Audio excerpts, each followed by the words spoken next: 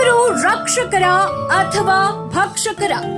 ಮಾಗಡಿ ರಸ್ತೆ ಠಾಣೆಯಲ್ಲಿ ಶಾಕ್ ಕೊಟ್ಟ ಕೇಸ್. ರಕ್ಷಣೆ ಕೊಡಬೇಕಾದವರೇ ದೌರ್ಜನ್ಯಕ್ಕೆ ಇಳಿದರೆ ಜನರು ಯಾರ ಬಳಿ ಹೋಗಬೇಕು? ಬೆಂಗಳೂರು ನಗರದ ಮಾಗಡಿ ರಸ್ತೆ ಪೊಲೀಸ್ ಠಾಣೆಯಲ್ಲಿ ಒಂದು ಬೆಚ್ಚಿ ಬೀಳಿಸುವ ಘಟನೆ ಬಹಿರಂಗವಾಗಿದೆ. ಪಿಎಸ್ಐ ಕೌಶಿಕ್ ಎನ್ವಿ ಸೇರಿದಂತೆ ಕೆಲ ಪೊಲೀಸರ ವಿರುದ್ಧ ಗಂಭೀರ ಆರೋಪಗಳು ಕೇಳಿಬಂದಿವೆ.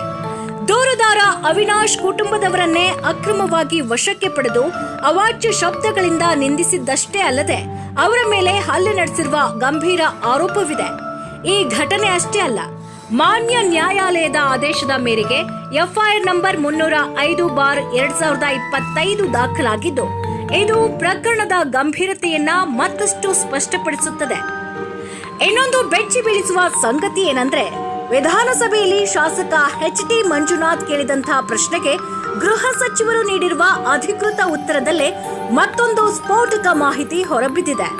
ಪಿಎಸ್ಐ ಕೌಶಿಕ್, ಅಭಿಷೇಕ್ ಹಾಗೂ ಪೇದೆ ಪ್ರವೀಣ್ ವಿರುದ್ಧ ಸುಪ್ರಿಯಾ ಕುಮಾರಿ ಎನ್ನುವ ಮಹಿಳೆ ಹಾಗೂ ಆಕೆಯ ಕುಟುಂಬದಿಂದ ಗಂಭೀರ ಆರೋಪ ಕೇಳಿಬಂದಿದೆ.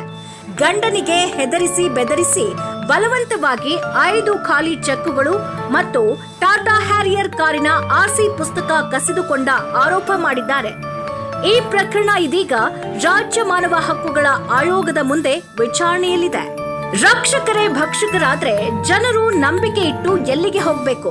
ಇದು ಕೇವಲ ಒಂದು ಪ್ರಕರಣವಲ್ಲ, ಪೊಲೀಸ್ ವ್ಯವಸ್ಥೆಯ ಮೇಲೆ ಮೂಡ್ತಾ ಇರುವ ದೊಡ್ಡ ಪ್ರಶ್ನೆ.